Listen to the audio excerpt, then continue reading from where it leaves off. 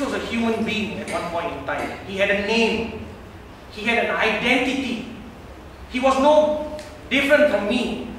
And yet he remains there in the Kuala Lumpur hospital, rotten. He had a foul smell.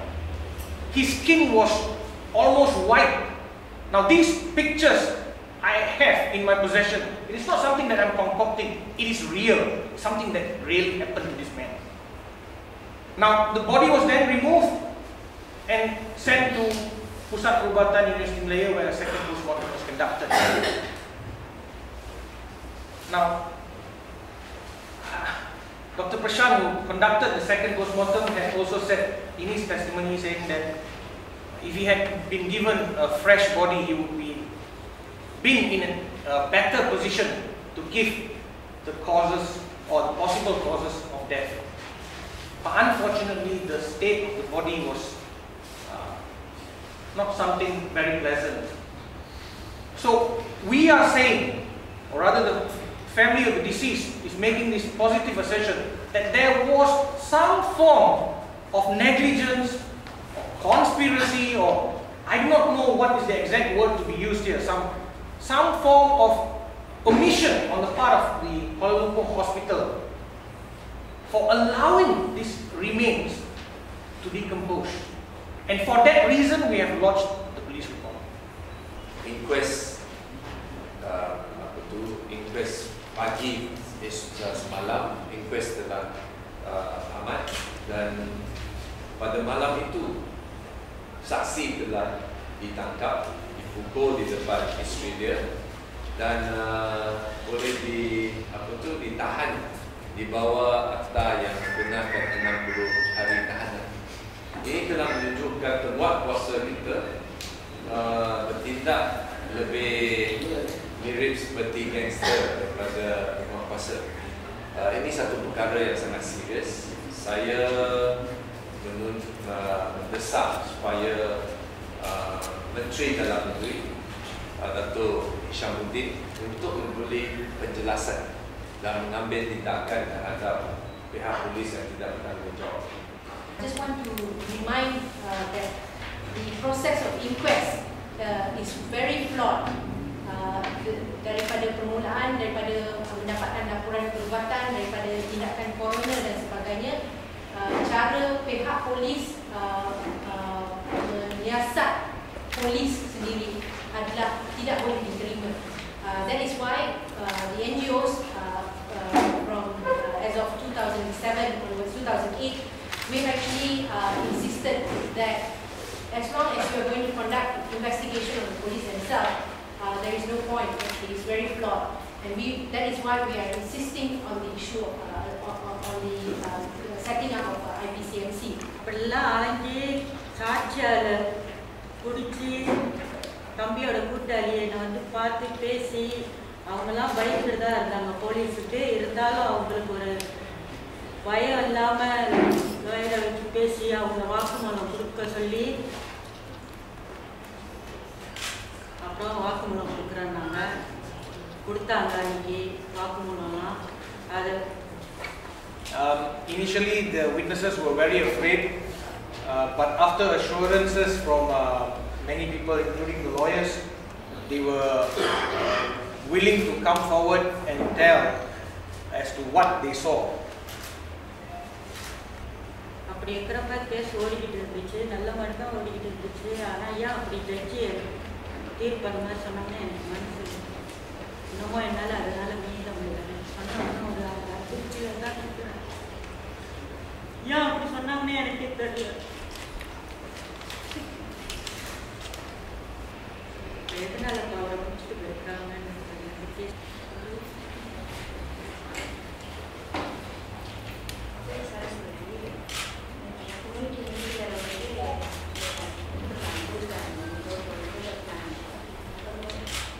Her name is Saraswati. She is the wife of Gunasegaran, the one who arrested last night, and he is the one of the witness of Gunasegaran case. And the police came to our house yesterday night and they knocked the door. Okay, basically they orang pecah pintu rumah and and then they use all the kata-kata besar to call Silvat Sembilan to come out from the house.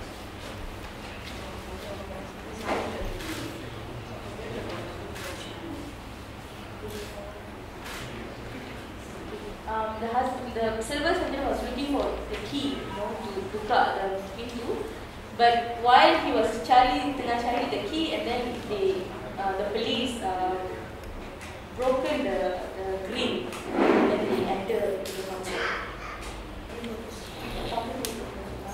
Okay, when the incident was happening, she actually in a neighbor house, and when she asked why you are calling my husband, and then the police again used all the nasty words against her as well.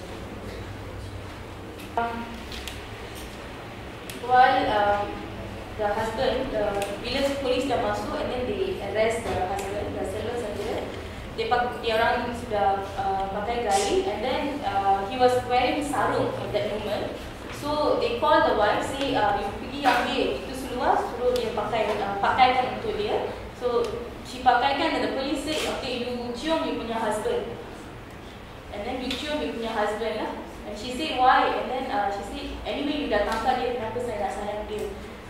Kenapa saya nak cium dia? And then bila dah bawa dia pergi ke pintu, the pagar, dan dia dekat sana, the police started to whack him. Okay, bila anak-anak kami tanya, kenapa you police, why you arresting my father? The police marah the kids, and then pukul the Silver Sembilan in front of the kids. He was looking for the key for the house. So this was a two patient. So they pulled the grill from the bottom, so the grill is actually damaged.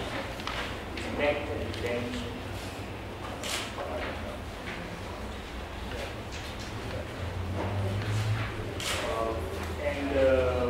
What is this? When he was trying to open the grill, they actually pulled his hand, grabbed his hand, pulled his hand out, got the key from him, and then bent his hand and then and hurt him. Also, when she asked who are you, why are you doing this, they just ignored her and scolded her with vulgar. And then it's only after they had already handcuffed and were taking him out of the house that they just quickly flashed the authority card and went away. So she was in doubt. The way they behaved was not like law enforcement officers. They behaved more like gangsters. So she was in doubt whether they were actually gangsters or law enforcement officers. We don't know. So we went to the Wongsamaju police station, got a report, and he told them that we don't know who came. Could be gangsters, but they came to be lawyers. So they told us that they asked for the name, they checked, and then they said, yeah, they had an operasi in that area, and they arrested a few people, and he's one of them. We were told that he's being detained at Bukit Jalil Lockup, and what is this? They gave us the telephone number of one Inspector Suresh, who is supposed to be in charge. And they said, we want you to see him, we are supposed to speak to him. Apparently, I was told that Inspector Suresh does not answer his phone. And when you call the lockup numbers that were given, nobody answers the phone. When you say you're going to speak to so-and-so, they don't answer the phone. So she was not able to see her husband, but she did get a telephone call from her husband this morning, a very brief call from her husband himself. And basically, somebody was on the line, probably a DPP or somebody. Apparently, he was taken to court and then said that your husband wants to talk to you. So he quickly told her that they are going to detain him for 2 years. And then the line was taken. 2 years. 2 years. 2 years. So she has not seen her husband, and she actually fears for his life because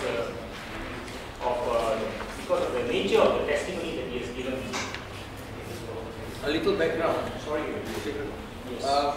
Mr. Selvaj Santiran had made a statutory declaration as to what he saw.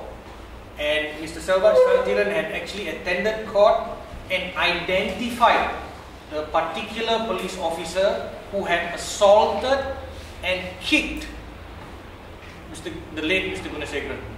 So, Mr. Selvaj Santiran is a very important witness in this whole, this whole transaction. Now, I do not know what's the motive behind this arrest. It could be coincidence. It could be something more sinister. But the question arises as to the coincidence. Why suddenly, the day when the sister lodges a police report against the police for failing to take any action despite the evidence in court, why then go to arrest the witness in the middle of the night? It really begs a lot of questions, and the answers are not coming. It's not forthcoming. Surely, if you are wanting to arrest someone, you must give them a proper reason, an explanation.